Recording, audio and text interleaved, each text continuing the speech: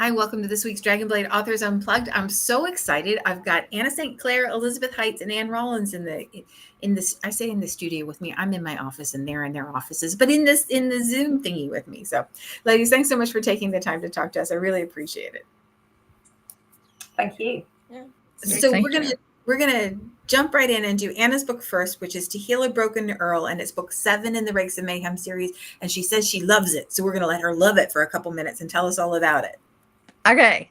I do love this book because it's got everything. It's got all the feels. It's got suspense and mystery and the happily ever after. It's got a hunky hero that's flawed. He's got the heroine, and there's just this nasty stalker.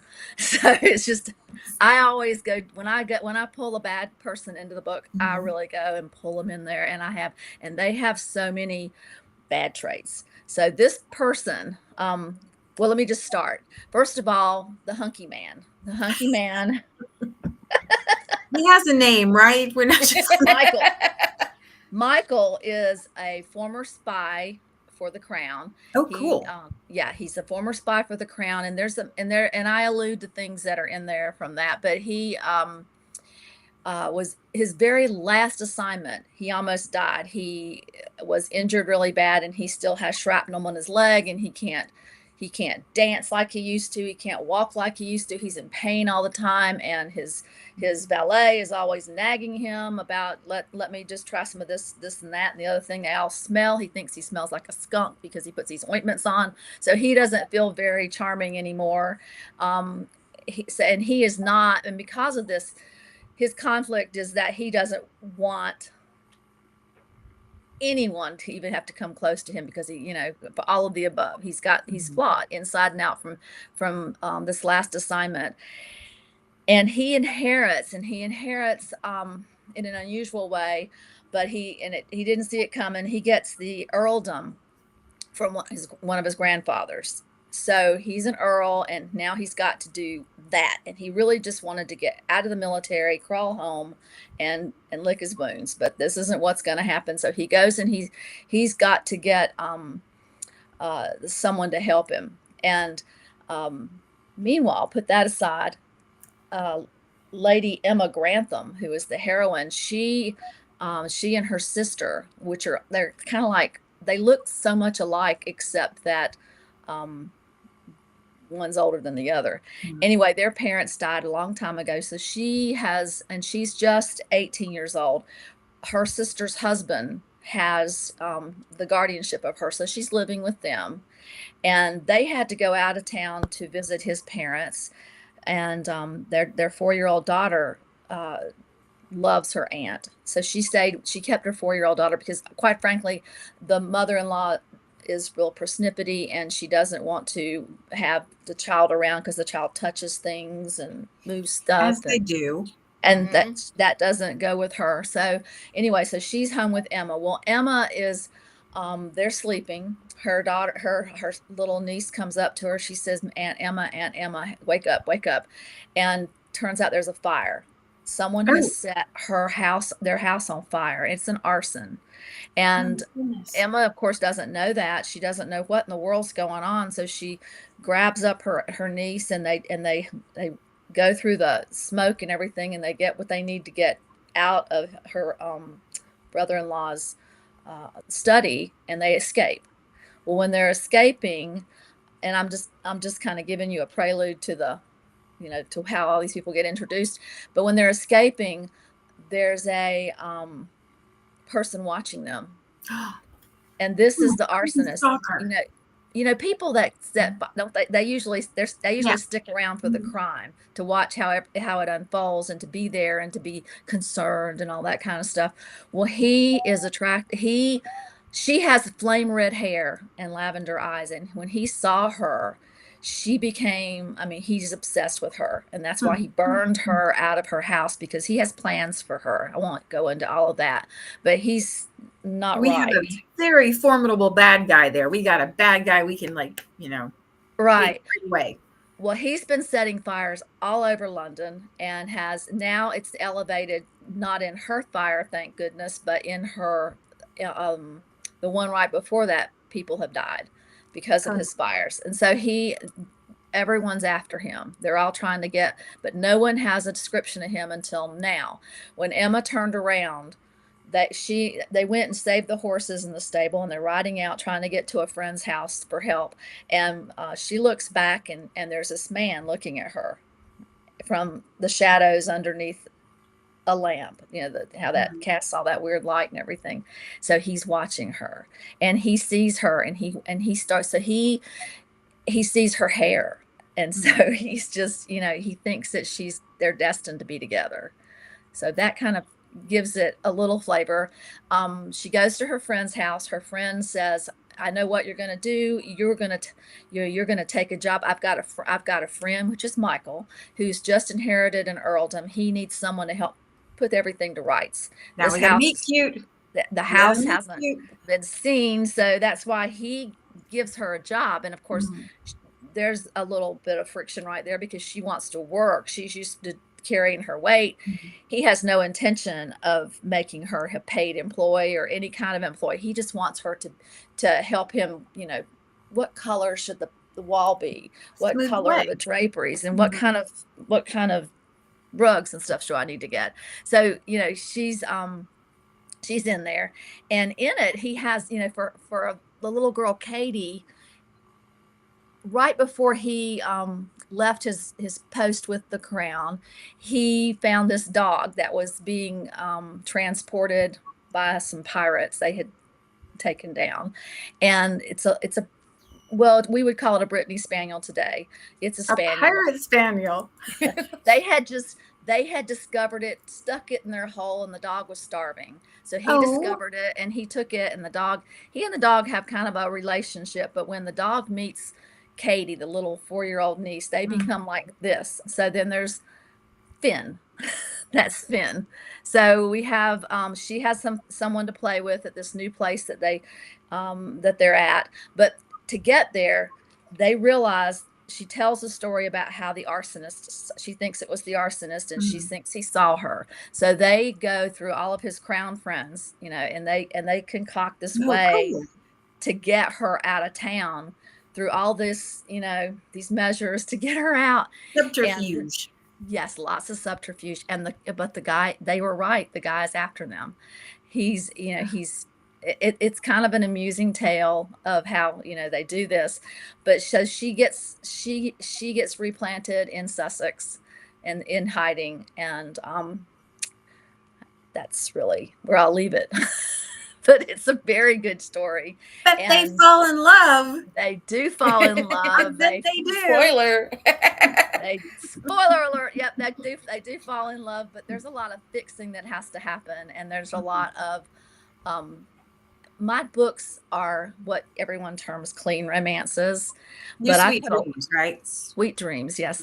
But I put a lot of tension in my stories. Yeah. So by the time they have that first kiss, you think they had already made love or something like that. We can do the sizzle without the steak sometimes. That's but they fall in love, but they're never allowed to forget that this guy is after them.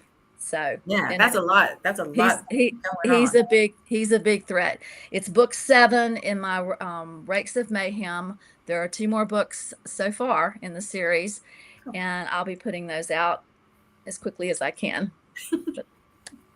Awesome. I hope I told you enough that piqued your interest. Yeah, and that you really try to read it, because this guy's as batty as they come, and and there are some funny moments with it. I can promise you that I do have to have stuff that makes you laugh. The dog too, there's all kinds of stuff there. So the dog is so cute. I have a nasty habit of always putting animals in my stories because they're just such fun secondary characters. Yeah. Awesome. Well, that sounds like a huge amount of fun and very exciting.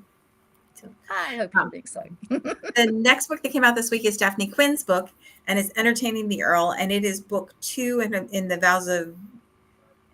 Vows of Vauxhall. I think you say the X in that one, right?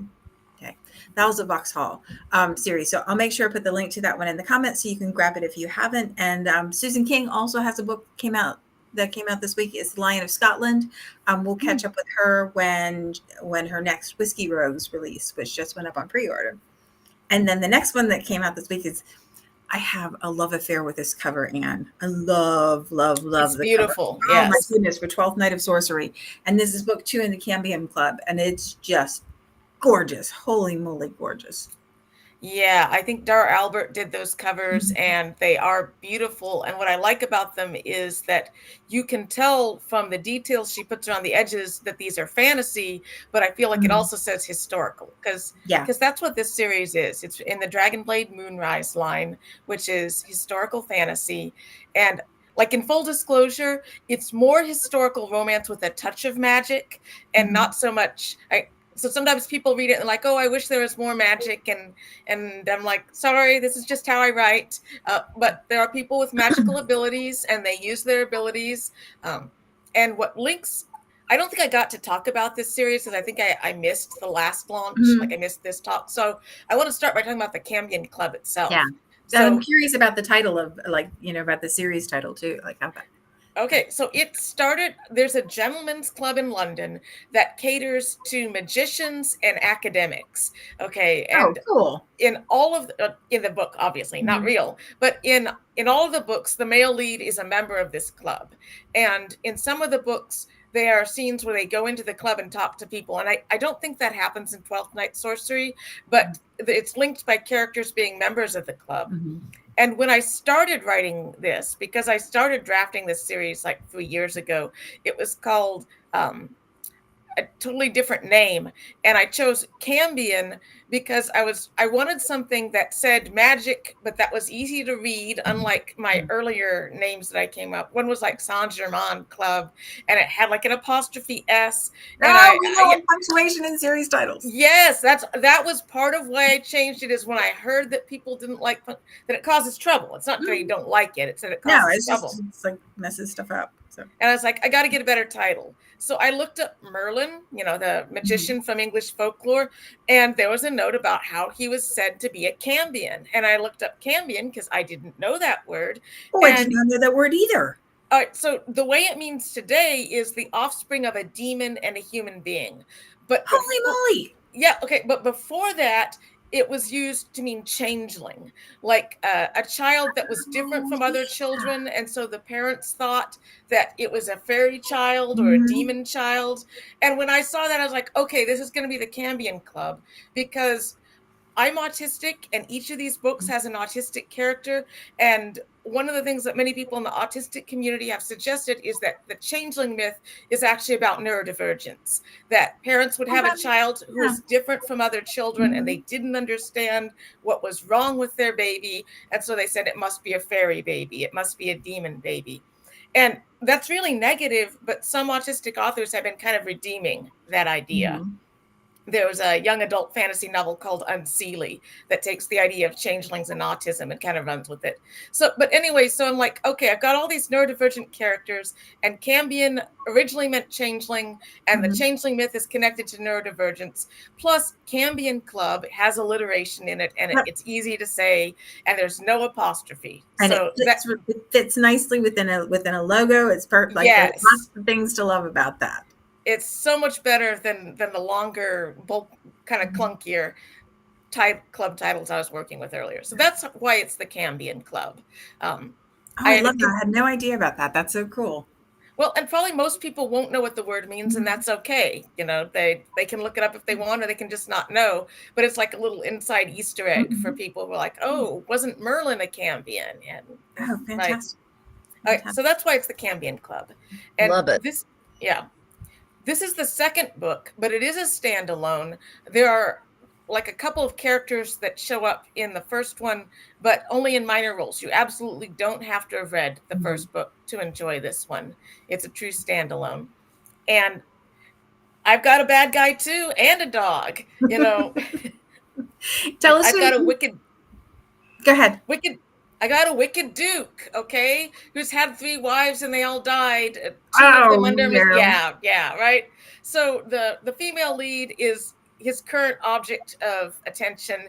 He's planning on proposing to her at a 12th night party, and her mother is pressuring her to accept and like using like leverage on her, which I don't want to say too much about. You'll find out more, but her mother has some leverage over her to try to pressure her into accepting him. So Honora concocts this idea that she's gonna seduce a stranger at the party and get caught in a compromising situation and be ruined, because then the Duke won't want to marry her, right? It'll be a scandal and she won't be, you know, a Number pure 4. woman. Right, yeah, all right, all that stuff. She'll be ruined, he won't marry her, she'll be safe. So it begins with her like looking through the party guest for somebody who will help her with that. And she has the ability to see people's auras. Oh, cool. And in this universe, some people can use that to tell things about their personalities, and she's not very good at that. She can mostly tell whether they're magicians, but that helps her find somebody to her sister. And then, of course, the male lead, Oliver Valance, when he figures out what's going on, he's like, "This is a terrible idea. No, you know, you don't want to do this." He says, "Why don't I take you back to London and you can stay at my house? It'll be fine because I live with a roommate who lives with his sister and she has a companion. It's all going to be above board, you know, nothing scandalous." And he's like secretly thinking her parents can't be this awful. You know, once we get her settled, we'll get in touch with them and we'll find a way to fix this without her marrying the Duke. I think her parents probably are that awful. Are they? Yeah, they are. Yes. Sir. I feel like that's where we were going. Yeah, we got some family dysfunction going on with both characters. And then they get home and his housemate Abigail Carrington and her companion are out of town. Oh, no. So it's just a couple of bachelors and right. And so she ends up being like potentially compromised anyway. And it turns into a marriage of convenience story. Oh, cool. Which I love. This is like probably my favorite trope is the two strangers getting married for some ridiculous reason. And like the more ridiculous the reason, the better from my point of view. Like, you know, so that's what it is. This is an open door book. You know, it's got on-page spice. And I specify that because my previous series was a Sweet Dreams book. I like both spicy and sweet romance, but this one's spicy. So I want potential readers to know that. Yeah, it's a lot of fun. I really like these characters. I like their interactions. There is a cute dog named Bishop Barkley, after an English philosopher. So there's lots to like. Well, it sounds like a blast. And I spent way too much time as a teenager trying to see auras because I just thought that was the coolest thing ever. You know, like I really wanted to be able to do it. Made myself cross-eyed trying. So like I love that idea. And a marriage of convenience story is like that's just so good because somebody's going to have to say they love you first, and it's going to be like really potentially awkward, and the stakes are so high, and it's just I would love it. Well, that sounds like big fun. And we have how many more in the series? One more. So it's a trilogy, but I am working on a novella for a later anthology that will be connected to it. Cool. So. Very cool. Well, awesome. Well, that sounds like huge fun. The next book that came out this week is The Viscount Needs a Wife, and that's Ren St. Clair's book, and it's book 2 in All for Love, because you know that's why we do what we do. And I will make sure I pop the link in the comments, and we'll catch up with Ren in a future week. But I also want to make sure that we talk to Elizabeth. Her book is the final book that came out this week, and it's The Lord's Reluctant Lady, and it's also book 2 in the Sisters of Amber Hall. Can you tell us about this one? Yep, sure. So it comes out on Saturday, which is very exciting. And a little bit of snippet about my life is that on Saturday, I'm actually going to be looking around a university with my eldest son. So all the emotions, all the feelings. Fantastic. Yeah. So yeah, good times. Yeah. Sisters of Amber Hall launched in July this year with The Scots Secret Love. And it follows the De Neville family, 3 sisters and 1 sort of foster sister. So we met the eldest sister, Frida, in book 1. And this book is all about Miri, who's not actually a true sister. She is the ward of their parents. And the eldest son, and it's got some of my favourite tropes. I do love Marriage of Convenience, and I'm also a little bit obsessed with Merlin, so I must read your book. But some of my favourite tropes are fake betrothal and also best friend's brother. Mm-hmm. So we've got that going on. Yeah. Going on here, and it's all set in medieval times, Mm-hmm. and it's set in the north of England, in Northumberland. And my inspiration for Ember Hall is a real life stately home dating back to the 1100s, called Haddon Hall. So yeah, I'm in a nerdy way. I always feel I have to explain how Ember Hall is a real place, and when I'm describing the real kitchen. Yeah, I think that's one of the reasons that we like to read historical romance, because we like that connection with what actually happened, and then the kind of make believe stuff overlaid, the fiction overlaid on top of it. So yeah, definitely. So we have got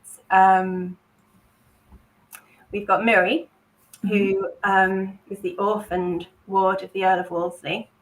So she joined this family of very beautiful, very wealthy, very intelligent people when she was quite a young, nervous and anxious child. And they welcomed her into sort of the bosom of her family, but she's always felt the difference between her and them.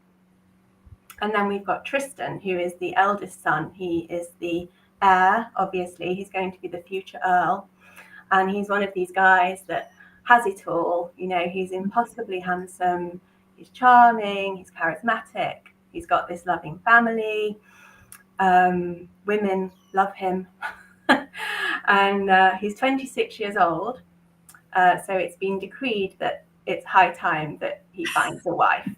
Enough messing around, Tristan, get married. And I'm doing him a disfavor there, because he is a knight and he serves the king, and he does a lot of work for peace between England and Scotland, because at this time it was the terrible wars between England and Scotland. And in book 1, sort of Tristan plays quite a role in campaigning for peace between England and Scotland. So yeah, he's not a playboy. He does do some really, really good work, but he's quite a ladies' man. His parents have said it's time to get married. Tristan has got no aversion to getting married, but he wants to get married for love. His parents got married for love. His elder sister got married for love. He thinks, well, why can't I get married for love? And I don't know anyone that I want to marry yet. So he concocts this scheme, which makes perfect sense to him, that he will go and he will persuade his best friend to pretend to be betrothed to him. And his best friend is Miri. So Miri has escaped, as she sees it, she's escaped from Wolseley Castle, where she grew up and where Tristan lives, and where she has to see the man she adores every day, being all handsome and beloved by all. She escaped Wolseley Castle, went to live with Frida in Ember Hall, and that's where we met her in book 1.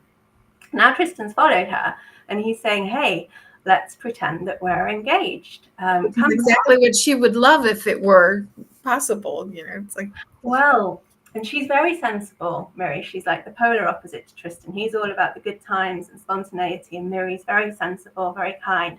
She can see this is perhaps not the most sensible idea in the world, but she also thinks, well, you know what, I'm getting on. Maybe this is my last chance to go and really enjoy myself and wear beautiful clothes and dance in the arms of the man that I love in this beautiful castle. I'm going to say yes. So that's sort of the premise. So Tristan and Miri, they go together back to Wolseley Castle to tell Tristan's parents, who we actually met in a previous book, that they are going to be engaged. But obviously it doesn't pan out quite like that. I don't have an evil duke, and I don't have a dog, although there's lots of horses. But there is some great misfortune that is unfortunately waiting for them at Wolseley Castle that sort of changes everything for them both. And there's a lot of obstacles that they have to overcome. They are thrown together in a way that they haven't been previously. And because of that, they start to see a different side to each other, obviously. oh, nice. These people have grown up together. think they know each other, but Yeah. you don't really until you're properly spending time together without the distraction of all the other siblings who are usually there. So Tristan starts to see Miri in a different light, and he starts to fall in love with her. However, Miri also sees Tristan in a different light, and she's like, hang on. She's like, Because Tristan's used to women like falling for him. So as soon as he decides he loves Miri, he expects her to fall into his arms.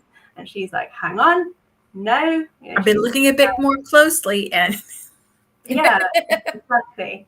So it's a real emotional sort of tug and war, back and forth. And it's all about how they sort of go together. They learn about themselves and they learn about each other, and they find their way through eventually, obviously. Yeah. Well, it sounds like a blast, and I love a betrothal of convenience. I love a he falls first, kind of, like, or openly first. It's like, she was already there. So, and brother's best friend, like, there's just like. Yeah, I love that. I was not a single child, an only child. So yeah, I was always just a bit obsessed with my friends' siblings. Mm-hmm. Yeah. There's the whole dynamics of a big family. Always been really interesting to me. Oh, fantastic! Oh, well, it sounds like so much fun. And how many more books are there in the series?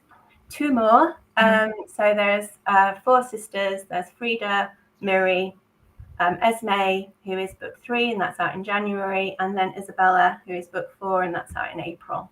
Okay, awesome. Yeah. So we have a chance to fall in love with the whole family for a long time. Absolutely, yes. Great. Well, it's October, and we also have an anthology coming out this month, which is the Ghost and Grey Lady anthology, which is spooky, like you do in October. And I think, Anne, you have a story in this one. Can you tell us a little bit about that one? Sure. It's called Stranger at the Crossroads. It's like the first time I've written something that's Victorian rather than Regency. Mm-hmm. And it's early Victorian, so there's not really a lot of difference between it. But that was kind of interesting to be looking up railroads and stuff, because in the Regency, they don't have railroads. They just have coach lines, right? So kind of stretching out a little bit. And it's also a marriage of convenience story. Like I said, this is my favorite trope, but the premise and the setting are very different. So it begins late at night, the end of October. There's someone who was hired to be a companion, but when she got to the house where she was supposed to be employed, she discovered that her employer moved on without leaving a forwarding address for her or instructions. Yeah, so she's like, her employer ghosted her, basically. She's in a tight spot. Yes, and so she's walking back to town because she didn't think to have her transportation wait for her. She thought she was home. Why would you? You're done. Right. So she has to walk back to town late at night, and she stops at the crossroad to rest, and a coach pulls up, and this drunken guy gets up who thinks she's a ghost. And he wouldn't make that mistake if he was sober. Okay. But and it's kind of got some silly interactions. And he's a widower who made a promise that he would remarry, because he needs an heir, as they do. Mm-hmm. And so he has this great idea that instead of marrying the woman that his stepmother has picked out for him, why doesn't he marry this former companion? And, she's initially really skeptical about this, because, wouldn't it make more sense to get to know someone rather than marrying a stranger who you met at the crossroads? But the possibility of having her own home and being Lady Colfax and writing back to her family and saying, oh, hey, you don't need to worry about me anymore, I'm married now, kind of wins her over. Yeah. And then most of it, so that's the beginning. And then I kind of skip over the whole trip because, we don't need a long travelogue. And then the second half of the story is them coming back and settling in. And oops, he forgot to tell her that his house actually is haunted. Which is why he thought she was a ghost. Yes. He believes in ghosts. There's a ghost in his house. He thought she was a ghost. I love a good spooky story, and that sounds like it's got the settings of all the things that you want. So awesome. Do y'all believe in ghosts? Does everyone believe in ghosts? I'm just wondering. I do. I believe in them. My house backs up to a graveyard.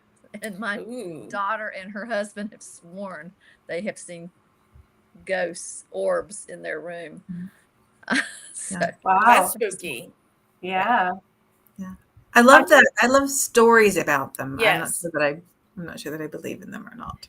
That's Much about like where this I book. am. I love spooky stories. I've visited a haunted bed and breakfast once or twice, but I'm not like, if you actually presented me with a ghost story, I would be trying to come up with scientific explanations for it. But I don't rule it out. So yeah, I guess I'm a ghost skeptic. Yeah. Now auras, I totally believe in those. Yeah. we've been here for 17 years, and I told my daughter, she says, how are you gonna, if something happens to my husband, she said, how will you live here? I said, they're all friendly ghosts because they've never harmed me. So if there's a ghost out there, it's got to be, they're either waiting for whatever or what. So they're. What about you, Elizabeth? Where do you fall down on the ghost scale? I do believe. Yeah, I do believe. We moved into this house 5 years ago, and before we moved in, it had just belonged to one family. It was sort of built in the 1960s, and then that family had lived in it and loved it. And then, unfortunately, the gentleman died, and the lady went into care home, and they sold it. And when we moved in, there was a dog here, and we all saw it, and we were then on a walk, and we all said it's that kind of dog. We'd all seen the same kind of dog, and even my husband, who is entirely skeptical, doesn't believe, he saw the dog as well. So yeah, I mean, I don't think the dog was here to sort of do us any harm. I think he was just here, and we were actually, he's not here anymore, which is kind of sad because it was nice seeing him. Yeah, and then you don't have to take him out or anything, Yeah, exactly. Well, I've always wanted a dog, and my husband hasn't. And he was like, "Hey, you've got one now. You've got a ghost dog." Oh my goodness, that's funny. Well, we've got all our dogs buried in the backyard here, so I even dug up one to bring over here when we moved 17 years ago. Oh, I wasn't leaving him behind. no. I thought if he's out there wandering, I want him to wander here. Yeah. So, I'm kind of weird. It's not weird. It's lovely. It's not weird. Yeah. It's Family's just weird. this So is it's how weird I as think. nature too. So Well, ladies, it was a delight to talk to you today. I really appreciate it. I loved hearing about your stories. There's so many good books this week. So I'm going to do my used car salesman thing. So if you haven't gotten your book yet, you want to grab Dragonblade books on pre-order and release. You want to grab them right when they go, like pounce on them as soon as they go on pre-order, because that's going to be the very best price. They'll go up a little bit as they get closer to release, but just, as soon as you see something you want to read, just grab it right then. Less than a bad cup of coffee. There's no barrier to entry. Just jump right in. If life gets in the way and you don't happen to see it on time, you can always read in Kindle Unlimited. I'll put the links to all of this week's books in the comments, and I'll put the link to the Halloween anthology as well. So you can grab that one and read your weekend away. Ladies, thanks so much for taking the time to talk to us. Bye. Thank you.